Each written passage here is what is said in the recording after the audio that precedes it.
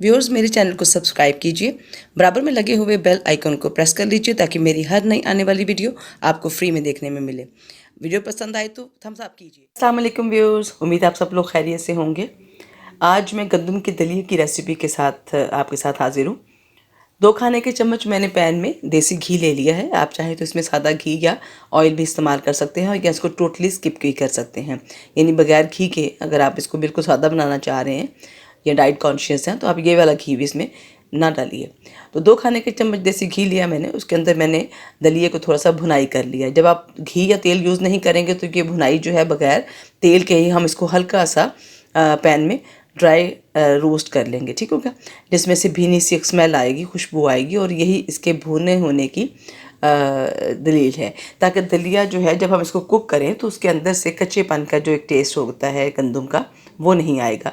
तो हम इसकी भुनाई करेंगे। ये कम से कम हल्की आंच के ऊपर 4 से 5 मिनट का प्रोसीजर है। बहुत हल्की आंच रखिएगा, दलिया जलना नहीं चाहिए।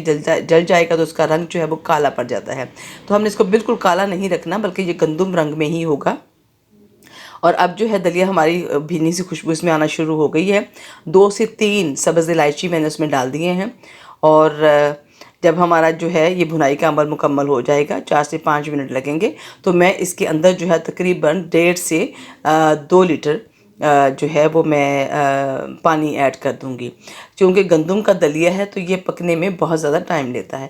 अच्छा व्यूअर्स, अगर आप दलिए को सादा रखना चाहते हैं तो आप इसको सिर्फ पानी में भी पकाते हैं और इसमें आप दूध डालने की ज़रूरत नहीं पड़ती, लेकिन मैं दूध वाला दलिया बना रही हूँ। अच्छा, जिसमें मैंने 1/3 कप जो है वो शुगर भी ऐड कर दी है, और 1 चाय का चम्मच जो है इसके अंदर मैं सॉल्ट ऐड कर दूँगी।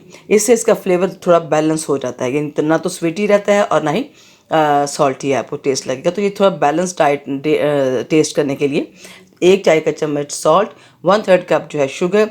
शुगर डिपेंड करती है टोटली आपके टेस्ट के ऊपर। अगर आप ज़्यादा शुगर खाने वाले हैं तो इससे शुगर को लेवल को बढ़ा भी सकते हैं, लेकिन मैंने इसके अंदर नॉर्मल शुगर ऐड की है। उसके बाद कवर करके हम इसको पकने देंगे यहाँ तक इसका पानी तकरीबन खुश्क हो जाए, और तकरीबन कोई 1 से 1.5 कप पानी इसके अंदर अब रह गया है और दलिया हमारा टोटली गल चुका है। पहले मैंने इसको एक बॉयल दे दिया था। बॉयल आने के बाद इसके नीचे हमने जो उसकी फ्लेम था वो बहुत स्लो करके तो इसको हमने कुक होने दिया ताकि हमारा दलिया अच्छे तरीके से गल जाए। तो दलिया गलने के बाद जब ये सूरत हाल हो गई तो मैंने इसके अंदर आधा किलो दूध डाल दिया है। अब इस जगह पे व्यूअर्स ये प्लेन दूध है, मलाई के बगैर वाला, लेकिन अगर आप घी ऐड नहीं कर रहे शुरू में तो यहाँ पर आप उसको ड्राई रोस्ट करें और एंड के ऊपर आप मलाई वाला दूध भी, यानी फुल जो फैट मिल्क होता है वो ऐड कर सकते हैं। उसके बाद जनाब ये हम इसको फिर कुक करेंगे यहाँ तक कि ये बिल्कुल एक फोमी जो सी ना कंडीशन में आ जाए और थिक हो जाएगा, यानी थोड़ा सा सख्त हो जाएगा। इसके अंदर से लिक्विड काफ़ी हद तक खुश्क हो चुका हुआ है, और ये देखें इसके ऊपर अब जो है एक वो एक अपनी इसकी एक बलाई सी आना शुरू हो गई है। तो इस पॉइंट के ऊपर आग को हल्का सा करके हम इसको थोड़ा सा और कुक होने देंगे, और उसके बाद जो है ये हमारा पोरिज मुकम्मल तौर पर तैयार है। हम इसको डिश आउट कर देंगे। डिश आउट होने के बाद आप इसकी कंसिस्टेंसी देख सकते हैं कि ये ना तो बहुत पतला है ना बहुत मोटा है, यानी सख्त है। तो ऐसा ही दलिया नॉर्मली बनाया जाता है। नाश्ते के लिए बेहतरीन फूड है। अगर आपकी जो है आप लाइट खाना चाहते हैं तो फिर भी ये दलिया बहुत हेल्दी है।